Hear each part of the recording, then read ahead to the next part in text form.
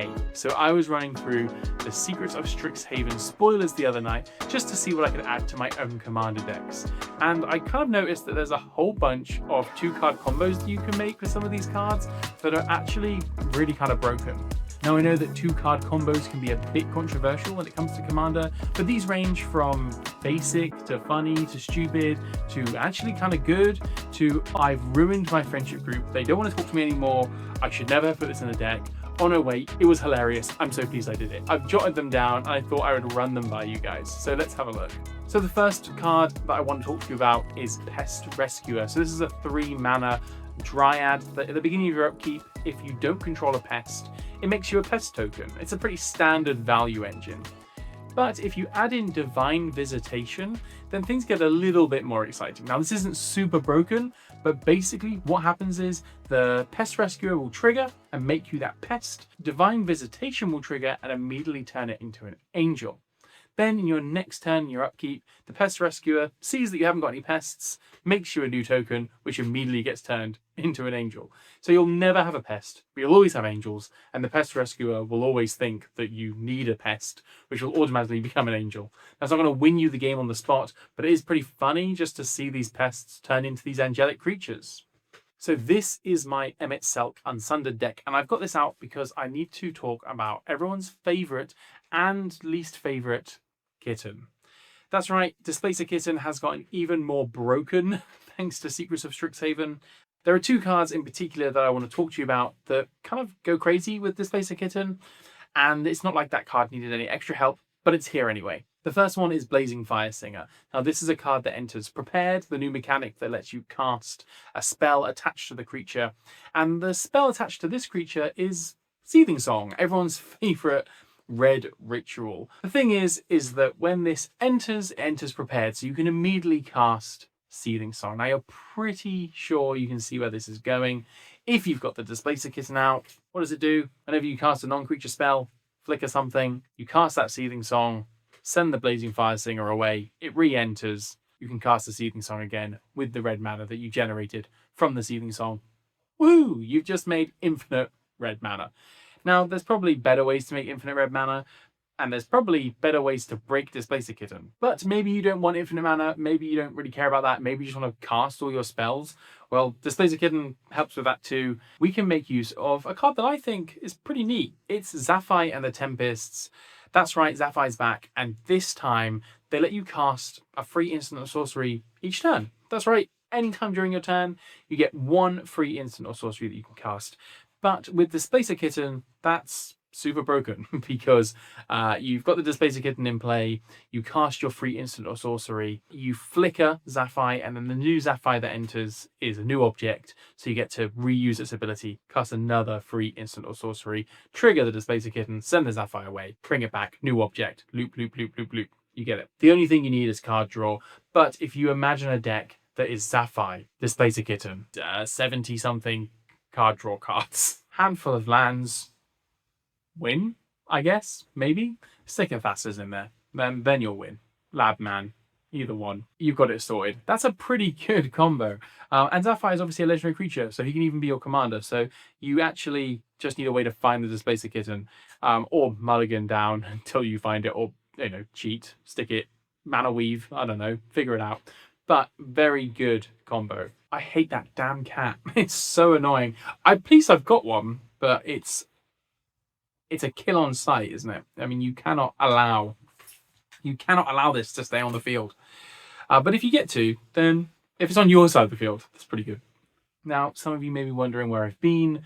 Obviously, it's been a while since I've made another video, and this one obviously isn't about a commander deck, but don't worry, there's more of that coming. Basically, some of you may know this, some of you may not, but I recently welcomed my first daughter to the world, and it's been a really exciting and difficult and stressful and busy time, and so that's where all of my time has gone, basically. And it's also why I'm filming in this kind of weird situation where I'm in my living room at 2 a.m. in the morning. But I do have, my peppermint tea, and I chose this Socrates mug, which I thought was appropriate for Secrets of Strixhaven. Because, they're studying, and I guess I'm studying too, is the idea? I don't know. I was also looking for something for my mono black deck, and I came across Tragedy Feaster. Now, this thing is massive. It's a 4 mana 7/6 with trample, but it has a downside.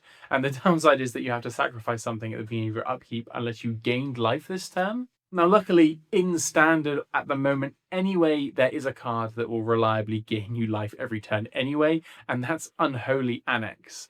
So basically, the way this works is that Unholy Annex will drain you for 2 life on your main phase unless you control the demon. But obviously, you have a demon because you've got the Tragedy Feaster, and when that happens, it will gain you 2 life instead. So effectively, every turn you get to keep your Tragedy Feaster around. It turns off the downside, and you get to keep your giant 7/6, which you played for 4 mana.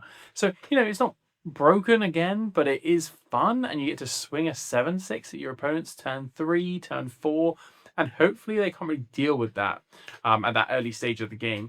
Obviously, in standard, this is way stronger. I'm not a huge standard player, so I have to kind of leave it to you to tell me if that's any good, if that could be anything. I also don't think it's particularly super strong in Commander, but it is kind of cool. And if you can pull it off, why not? Why not do it? Why not throw Tragedy Feaster into your decks that have Unholy Annex? I don't see any reason not to be honest. It's a win-win. Now, if you're looking for even more 2-card combos from the latest set, I can recommend Card Mystic, the smart Magic the Gathering search engine. Card Mystic is great because of one thing in particular, in my opinion, and that is similar card search. So whenever you find a card on Card Mystic that you really, really love, you can hit the similar cards button and it will find you a whole bunch of other cards just like it, which is really, really helpful when you're trying to build a synergistic deck. You know what? I'll pick Lightning Bolt. That'll make it nice and easy. I'll hit the similar cards button and you'll see a whole bunch of other Lightning Bolt-esque cards. And I just think that's really great. If you're trying to build something that was a spell slingery deck, this is the best way to do it. Definitely recommend Card Mystic. They're a great bunch of people, and I really recommend that you go and check out their site, give it a go, see how it enhances your deck building. Let's get back to those combos. Right, Boros, usually that's aggro, but for Strixhaven they do this cool Reanimator graveyard thing. And I want to talk about Excava. It's a big ox that is the backup commander for the Lorehold precon. And they do this pretty cool thing, basically, where whenever it attacks, you get to reanimate a creature, artifact, or non-aura enchantment with mana value 3 or less. Now, what we can pick with this is Out of Time. Now, when Out of Time enters, it phases out everything. Remember though that Excava brings the Out of Time back as a creature as well. This means it also phases itself out.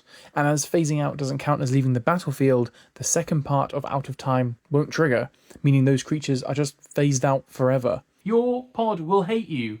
I will be very proud of you as the owner of a Boros Stacks deck myself. I think you should run this. I think it's funny. I think it's stupid. I think it's exactly what Commander should be all about. It's about wasting your friend's time, and they should hate you for it. And that is a good Commander game in my eyes. If you can make it so your whole pod hates you, GG. GG indeed. Right, now I've saved the worst one for last. You probably don't want to play this, but it's funny and cool. And if you pull it off, whew, I don't think this is the kind of combo that you don't want to, you kind of want to happen organically. It's one that you kind of want these 2 cards to just come into your hand and you just moment. Do you know what I'm saying? The cards are Ral Zarek, Guest Lecturer, this new, very strong Planeswalker. His ultimate, flip 5 coins, each one that comes up head, target opponent skips that many turns. Brutal, especially in Commander. Pick your best friend, pick your worst enemy, tell them you're not playing Commander anymore, you're just watching the rest of us play. It's like being Mindslaver locked, but it kind of feels worse. The thing is, getting 5 heads is going to be tough. I have a bobblehead deck that I will be showing on this channel soon, but that bobblehead deck, obviously it's not flipping coins, it's rolling dice.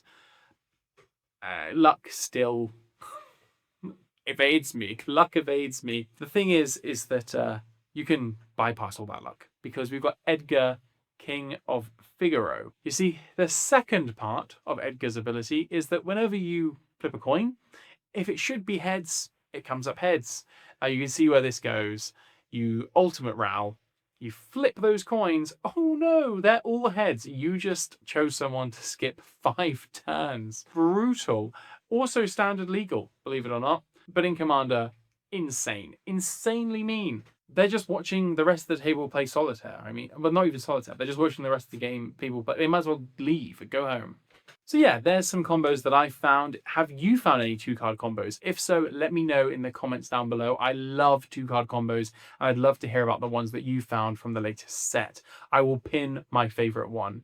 Anything else you want to say? Leave it down in the comments. If you like this video, do hit like. If you really liked it, hit subscribe. It's free, it's easy, and you should do it. If you want to see more videos like this or more Commander deck techs, do stick around. There's loads more to come, and I will see you in the next video. Bye.